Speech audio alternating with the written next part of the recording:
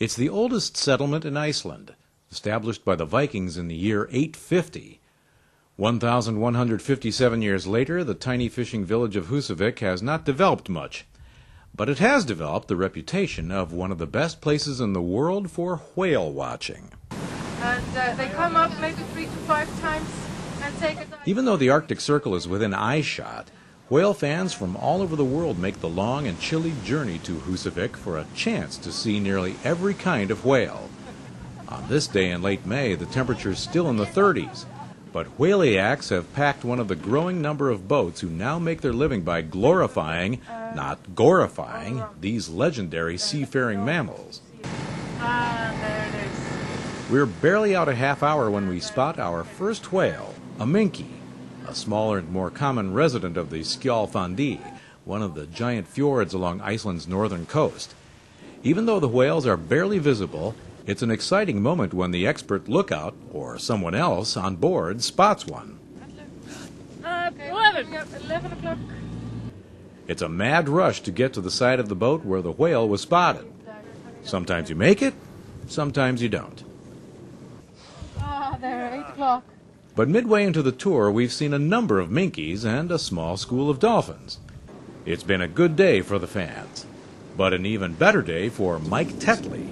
But the variability probably here is much higher because one, the kind of how exposed this is to the Arctic Sea is quite exposed, and in the interaction of those water masses will mean you'll have more variability.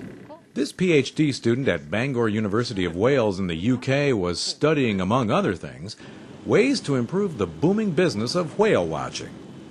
We can make predictive estimates of suitable habitat further out to Eyjafjörður and Oxafjörður and out to Grimsey, because they've started to think about doing trips with their larger sailboat, Hakur, but also a new vessel which they've bought, to maybe do much longer trips for like a week going out to places in this area, which is really good. So we can, one, indicate the areas which are most likely going to be best for them to go to, but then how can they manage their activity in those areas as well, in terms of growing their industry. And what's great about Iceland with respect to whaling is the fact that areas which are designated as whale watching zones, whaling boats are excluded from those, and the actual whale watching companies can report those boats. So if you actually define larger areas as potential whale watching zones, you potentially exclude whaling from those kind of areas. As we head back to shore, everyone seems satisfied. It's been a good day, by whale watching standards.